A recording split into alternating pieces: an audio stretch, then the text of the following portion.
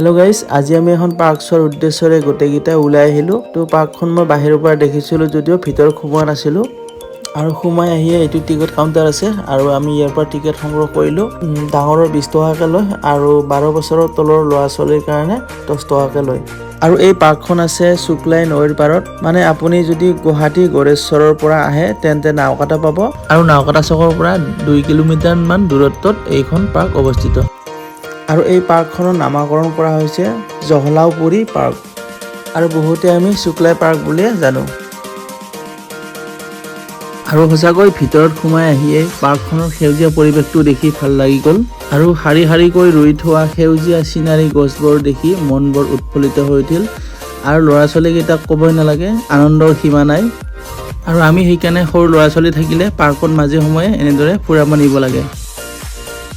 আৰু অকল সেউজীয়া গছ গছনিয়ে নাই, এইফালে আছে ৰং বিৰঙৰ ধুনীয়া ধুনীয়া ৰঙীন ফুল ধুনীয়াকৈ শাৰী শাৰীকৈ ৰুই থৈছে, যেন মানে অসমত নাই কাশ্মীৰতহে আছোঁ এনেকুৱা লাগিছে। আৰু সঁচাকৈ পাৰ্কখনৰ পৰিষ্কাৰ পৰিচ্ছন্নতা চাফ চিকুণতাক মানিব লাগিব। আৰু সময় পালে আহিব আপোনালোকৰ ইয়াতে এপাক।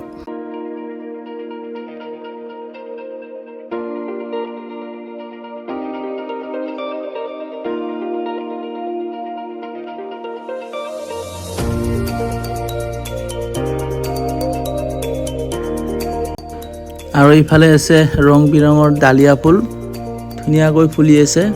আৰু এইবিলাক হ'ল ছিজন ৱাইজত ফুলা ফুল, মানে যিটো ছিজনত যি ফুল হয় ইয়াতে ধুনীয়াকৈ ৰুৱে আৰু এটা সময়ত মৰহি যায়, আকৌ নতুনকৈ ৰুৱে। সেইটো কেনেকুৱা লাগিছে? আৰু এইফালে ৰিল বনাই আছে।